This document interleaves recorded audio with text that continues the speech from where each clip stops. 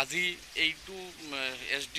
যেটো 10 bedded hospital হিচাপে পৰিণত হ'ল এইটো খালি মোৰ ইচ্ছা নহয় স্থানীয় লোকৰ মানুহৰ যিটো মানে আগ্ৰহ আছিলে তেখেতসকল যে দিনী ৰাতি মোৰ লগত লাগি আছিলে যে ইয়াতে লাগে তো সেইকাৰণে এইটো সম্ভৱ হৈ উঠিছে আজি যদি স্থানীয় ব্যক্তিসকল যদি এনেকৈ নালাগিলেহেঁতেন হয়তো মোৰ দৃষ্টি ইয়াতে নপৰিলেহেঁতেন কেনেকৈ এনেকুৱা ধৰণৰ SD BTC অঞ্চলত বহুত আছে তো আৰু বহুত কাম কৰিব লগা আছে আৰু আমাৰ যেহেতু লিমিটেড ফাণ্ডেৰে তো আমি ইমান কাম কৰিব নোৱাৰোঁ তো সেইকাৰণে আমি প্ৰায়ৰিটি ৱাইজ কাম কৰিব লাগিব ইয়াতে স্থানীয় ৰাইজ ল'ৰাসকল যুৱকসকল যথেষ্ট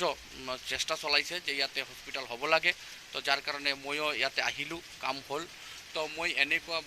মোৰ স্বাস্থ্য ডিপাৰ্টমেণ্টৰ পৰা মই ভাবোঁ যে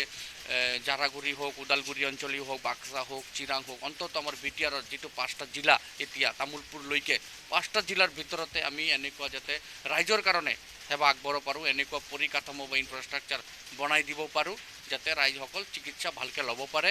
দূৰ অঞ্চলৰ হস্পিটেললৈকে যাতে যাব নালাগে